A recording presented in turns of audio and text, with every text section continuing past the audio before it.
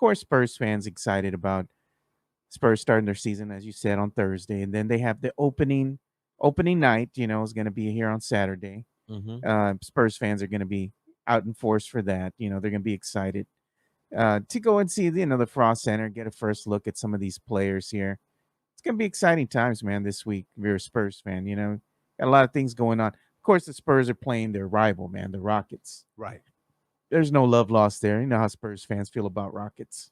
I mean, the problem with the Spurs right now, and I'm not trying to be a Debbie Downer, is what if the season gets away from them? What if the season starts off slow because the Spurs have the Mavericks, then back-to-back game against the Rockets, at OKC, at Utah, home against Minnesota, at the Clippers, at the Rockets, home against Portland. So let's talk about those 1, 2, 3, 4, 5, 6, 7, 8, 9, 10 games. Home against Utah. What's an acceptable number of wins out of those 10 games? Where you're like, okay, we're building something here. Because Joe, if I had to say at Dallas, that's an L, right? We're hoping for a win, but if we had to bet money on it, just straight up, that'd be 0-1, right? Back-to-back home games against the Rockets. Think we get one? Think we get both? Think the Spurs might get the one at home in front of the home crowd. So we're 1-2 at Oklahoma. No. At Utah. That one maybe. Home against Minnesota. No. So now we're looking at, I don't know, 2-4. And don't get me wrong, I think they'll play Minnesota tough, but I don't think they're going to have enough star power to, beat Minnesota. At the Clippers. At Houston. Clippers, yes. At Houston again, I don't know, dude. I would have to say no. Blazers, maybe. Blazers, okay, I'll take the Blazers at Utah.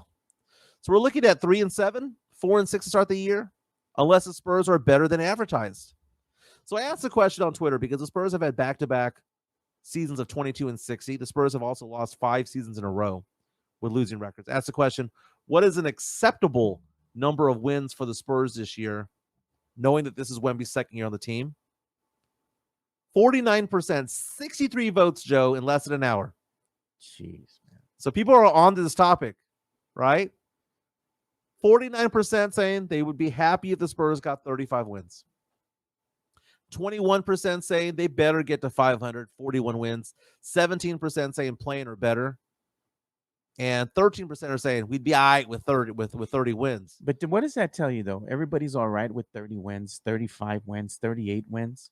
And that tells Spurs fan one thing, that the Spurs were so bad last year that they're okay with the Spurs having another mediocre season. Right. And again, if they get to 30 some odd wins, guess what? They were there 3 years ago without Wemby. What did they have? DeJounte Murray. Our DeRozan days. We were already there. Lonnie Walker. And speaking of Lonnie, man. Yeah, he got dumped by the Celtics. Pour some out for Lonnie, dude. I think Lonnie's probably played his last game in the NBA. Dude. Man, he's got some talent. Nah, bro, I think he's done here. No team wants him anymore. Someone will pick him up. You know who wants to pick him up right now? Who's that? Team overseas. I think he's gonna go get the calling. Well, Shanghai Sharks. Why is it always Shanghai Sharks? Why is it? There's more than just one team over there. Yeah, I know. We always like to make fun, though, man. Sith says realistically he wants 35 wins. He says this on Twitter. Says unrealistically 47. Heimer reaches out to us on Twitter and says, going to be a lot of disappointed fans this year. I went with 35, but I think there's a chance that we win a few less. I would love to be wrong, though, and have them outperform my expectations. Hollywood Nixon is in the house, saying at this stage of the rebuild and after missing the playoffs for 6 straight years, the only acceptable thing is for the Spurs to make the play-in, but they won't. This roster is flawed, he says, and they're already dealing with injuries right off the bat. Devin Vassell out for the first week of the season at least. Says he's not going to be reevaluated after a foot injury. Apparently his surgery did not heal correctly. Going to be reevaluated on November 1. Hiss the Villain says somewhere in the middle between 30 and 35 is good with him. Ask the question again, Joe. Again, we had more than 60 people vote right now in less than an hour asking the question, if, capital letters, if the Spurs have their 6th losing season in a row, would you want the team to move on from Pop? 45% say yes, 55% say no. Broly says, well, it depends. Reaches out to us on our Twitter account and says, if it's under 35 wins, he'd want to move on. But if it's 35 or more, he'd be okay. Yeah, I'm going to show the screen right now. I'm going to show the good screen. So here we go. If the Spurs have their 6th losing season in a row, would you want the team to move on from Pop? Mm-hmm. Yes, it would be time. No, we trust in Pop. Did you vote for me? Yes. I would put no, we trust in Pop. Yeah, I did. It's Yeah. where the check mark is there. Yeah, I would say, yep, that's Okay. the one. So it's kind of close. You got 45.3% Spurs fans saying it's time to move on. Yeah, Deontay Rose saying Pop would have to remove himself because, of course, nobody else will. Gabe reaches out and says, if anyone expects this team to have, as it's currently constructed, to have a season of 500 or better in the Western Conference, they are really kidding themselves about thinking that they know ball. Look at that. Brawley says if they have under 35 wins, it's time. Well, it might be right on the cusp of 35, maybe a little more. I mean, at some point, like what does it take? What does it take? Because we have our good friend Matt Lerma, who does the Twitter Spaces, and we'll be what are we doing? Co-branding with them? Well, yeah, we were sponsoring the Twitter Spaces this year, and I got to say, man, I released a new episode of the Area 210 podcast where we talk a lot about Spurs basketball. I had an all-stars cast on there. I had Matt Lerma was part of it. Sith Elias was part of that.